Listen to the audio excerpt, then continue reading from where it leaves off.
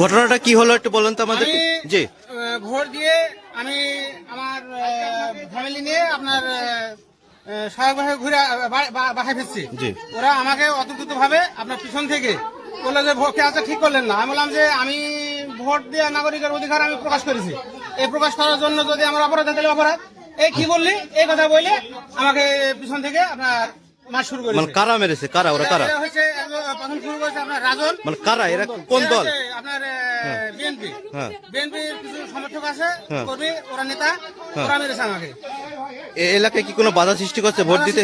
আমরা সকালবেলা যখন ভোট দিতে যাই তখন আপনার একসঙ্গে যাতে যে আপনার ওই তলা দিয়ে আপনার ভ্যান গুলা ঘিরছে, পরবর্তীতে আমরা জামাতে ফার্মের কিছু লোকজন নিয়ে আমরা সেন্টারে যাই যে ভোট দিয়ে ফেরার পথে আমাদের এই অতর্কিত হামলা। আপনার নাম কি? আপনার নাম কি? আমার নাম হচ্ছে সাইদুর রহমান সুমন।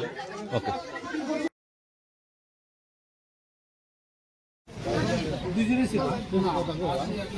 এইখানে